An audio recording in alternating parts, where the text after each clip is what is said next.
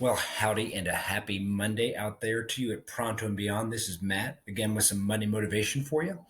And again, we're talking about Jordan Peterson's 12 Rules for Life, which he calls an antidote to chaos and to put things back in order in your life.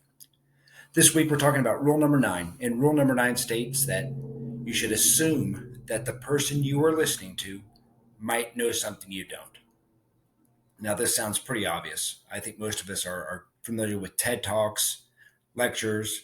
We may go to church. We may listen to podcasts. So we're listening to someone who probably knows something we don't.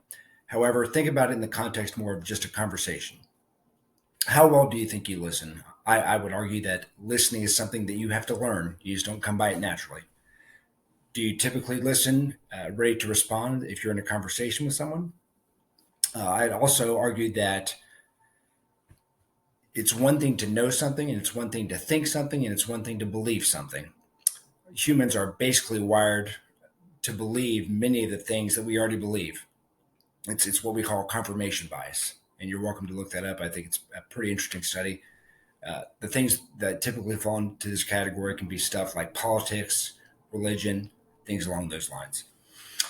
One of the topics that Jordan Peterson brings up as an exercise is, if let's say you're in a conversation with someone talking about something you may disagree about. He says that you typically want to take turns and you want to listen to the other person.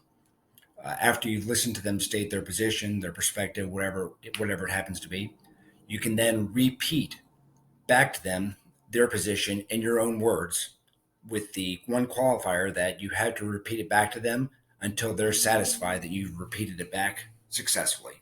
So, in other words, you can't just say something, basically that is meaningless and it's flippant and not typically of understanding. And what this does is it gives you the opportunity to really understand and to really listen without any pretext. So it gives someone a chance to speak. It helps ensure you've listened and does other things too. Again, it eliminates that bias, that confirmation bias that we might already have. It can eliminate straw man arguments that you throw out. And it really just is a good opportunity for you to expand your beyond your current thoughts, which again, if you go back to the rule, you want to assume that the person you're listening to might know something you don't. And with that, I encourage you to get out there, listen to what other people have to say, but really be intentional in that listening and have a great week. We'll talk to you again soon.